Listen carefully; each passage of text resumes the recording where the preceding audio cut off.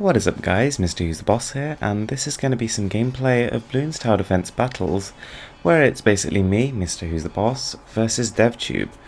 Now, DevTube is a Clash of Clans slash Minecraft gamer slash retard, and I think I've got a pretty good chance of crushing him. I mean, I'd like to think I'm a bit of an expert when it comes to Bloons.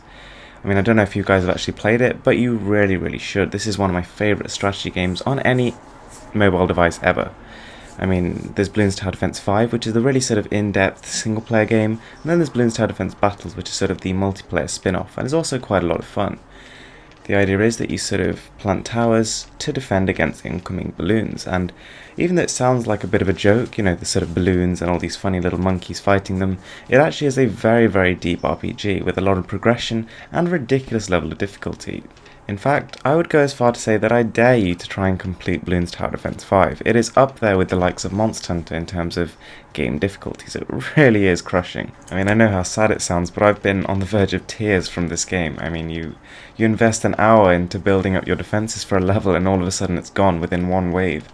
And the only difference between that and Bloons Tower Defense Battles, which is what we're playing now, is that in BTD Battles you can actually send balloons to your opponent for an extra layer of sort of strategy. It's really fun, and it's free to play. So anyway, the thing I really want to talk about is where are we at with mobile gaming? So gaming on your actual Android device. And to be honest, I have to say, I really enjoy it.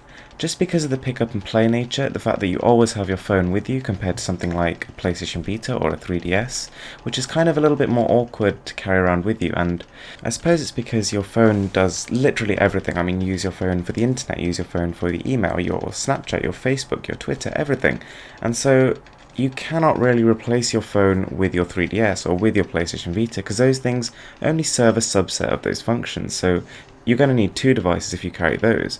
So automatically it just becomes a hassle to take around those consoles, even if they do fit in your pocket. But then again, I'd be happy to carry around those things if the experience they offered was significantly better. And, you know, I've kind of swung through different stages with this sort of idea.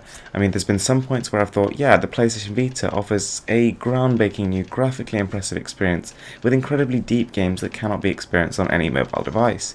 But then again, when you pick up and play games like Bloons, you start to question that. So even though, you know, this is no Uncharted in the visual department, it actually looks really nice. It runs a silky smooth 60 frames per second, and even when the whole screen fills with balloons, providing you have a sort of reasonably up-to-date device, it actually flows really nicely. To be honest, the colourful visuals just pop, especially on a Quad HD resolution. Running on a device like the LG G4, this is a glorious thing to look at. And the game is really deep. I've downloaded Bloons Tower Defense 5 on every single phone I've used in the past 4 years, and I've played it through, I've progressed through it, and I've unlocked new stuff on it. And the fact is, I've never actually got even close to scratching the surface of completing it. There's easy maps, intermediate maps, hard maps, expert maps, advanced maps, and then each one comes in 4 difficulty settings. On top of that, there's 3 extra game modes. Each one totally changes the way you actually play the game. There's deflation, there's apocalypse, and there's sandbox mode. Every single time you pop a balloon, you gain experience, which is used to unlock new levels, new special missions, new random missions, as well as new game modes. Then there's new towers to unlock, as well as super powerful 4th upgrade options. And this is all without even considering the speciality towers, which allow you to specialize in a particular type of tower and make it ultra strong, the secret agents, which give you an extra boost within each game, which allows you to use in-game tokens, which are earned through playing, to actually give yourself permanent upgrades, such as improved attack speed or reduced enemy health.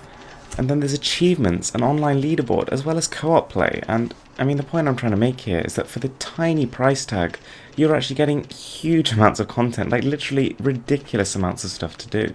I mean, for this game, I paid £1.59. That compares to £30, £40 you might end up paying for a 3DS or PlayStation Vita title if it's brand new. And that's without even considering the updates that these things get. Most of those titles, once they're released, that is it. Even if they struggle from poor frame rate or they just don't have enough stuff in them, those games are basically left as they are. Whereas with an Android game, now this doesn't happen with all of them, but at least with Bloons Tower Defense 5, they've been updating it once a month for the past 4 years.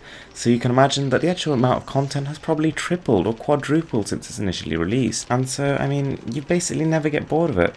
The reason I'm saying this is that a lot of people actually ask me why I think the PlayStation Vita is doing so poorly, and even relatively speaking, the 3DS is also doing pretty poorly. I mean, if we judge it by the last generation's consoles, then yeah, I mean, sales figures have not been good for that either.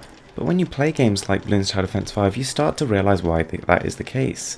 A lot of console gamers have a habit of labelling Android games as basically equivalent to Angry Birds, so simple, 2D, not deep enough, not containing a storyline, any of that kind of stuff. They sort of associate it with a very casual experience, which is acceptable, but just cannot compete with a console. But I'm going to disagree. I'm going to say that those experiences can be had. I mean, although you don't have physical controls, although you're playing on a portable device, you know, manufacturers have found ways, app developers, they've used touchscreens in very clever ways. They've used gyroscopes, they've used accelerometers to immerse you in the experience, even though you are just playing on a slate. And there's absolutely no reason why we can't have those immersive experiences on an Android device. I mean, for example, storage capacity is growing exponentially. These new SD cards that are coming out for phones, they're going to have capacities of 1 terabyte, 2 terabytes. Furthermore, the processors, they're getting more and more powerful. We're just starting to see true octa-core chips. We're seeing 256-core GPUs. We're really approaching the power of the home consoles, and the momentum is just going to keep increasing. There's no stopping it. Screens are getting bigger, they're getting better, speakers are getting louder and more clear, battery life is getting longer. These phones are just getting better and better every single year, and so the gaming experience just continues to rise. On top of that, more and more games are coming out. We're seeing ports of games like Portal, Half-Life 2, and even though these aren't designed from the ground up for Android, these are experiences that we've had on our PCs. And while some of you would argue that that was a long time ago, you know, Half-Life 2, admittedly, it's a pretty old game. But the fact of the matter is, PC games, I mean, PCs, they're growing in power by maybe 10, 20% every single year. But Android devices, 50, 60, 70, sometimes even 100. So it's inevitable, they're going to catch up. Having said that, I always think there'll be a place for home consoles. The ability to play on a 65-inch 4K display, the ability to set up a 5.1 surround sound system and actually hear all those footsteps around you, the ability to actually sit on the couch and play with friends on co-op or split-screen play.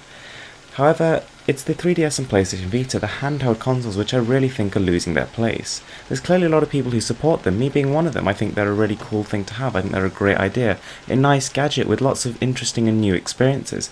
But I really do think that their market is shrinking. I think that future consoles are unlikely, and the only real way for them to survive is to seriously differentiate themselves, in a way that the 3DS did with its 3D displays, but more. We need to see more innovation and less of just increasing the power of the internals, because the phones will outcompete them. Anyway guys, thanks for watching this video, I hope you enjoyed it. Don't forget to subscribe for more. Back together now. What's your vision?